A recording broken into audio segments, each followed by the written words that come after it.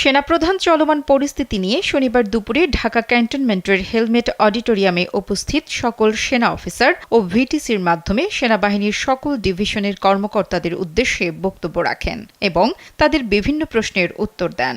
বাংলাদেশ সেনাবাহিনীর সকল কর্মকর্তাগণ এই অনুষ্ঠানে সরাসরি ও ভার্চুয়ালি অংশগ্রহণ করেন। দুপুর 1:30 থেকে 3টা পর্যন্ত বক্তব্য ও আলোচনায় তিনি বিশেষ করে সামাজিক যোগাযোগ মাধ্যমে প্রচারিত গুজবসমূহকে না শোনার ও এড়িয়ে যাবার বিষয়ে সবাইকে উপদেশ দেন। কর্মকর্তাদের উদ্দেশ্যে সেনাপ্রধান বলেন, আপনারা সোশ্যাল মিডিয়া পোস্ট দ্বারা পক্ষপাতদুষ্ট হবেন না এবং অন্ধভাবে বিশ্বাস করবেন না।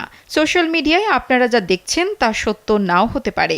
গুজব এড়িয়ে চলুন। খামেরা তো দাগ হয় কিভাবে? এই যে ভাবি, দাগও যাবে রাগও যাবে। নিন চাকা সুপার হোয়াইট।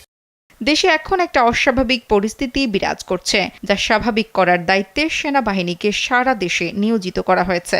এমন প্রেক্ষাপটে রাষ্ট্রীয় সম্পদ ভাঙচুরের হাত থেকে রক্ষা করার দায়িত্ব সেনাবাহিনীর বলেন তিনি জানান, বাংলাদেশ সেনাবাহিনীর সদস্যদের কর্তৃক পরিস্থিতি নিয়ন্ত্রণের জন্য কিছু সতর্কীকরণ ফায়ার করা হলেও তাতে কোনো নিহতের ঘটনা ঘটেনি। শুধু 5 জন বেসামরিক ব্যক্তির আহতের খবর পাওয়া গেছে। নির্বাহী আদেশ ছাড়া যেকোনো উস্কানির মুখেও ছাত্র ও সাধারণ জনগণের দিকে গুলি না ছুড়তে সকল সেনা সদস্যদের নির্দেশ প্রদান করেন সেনাপ্রধান।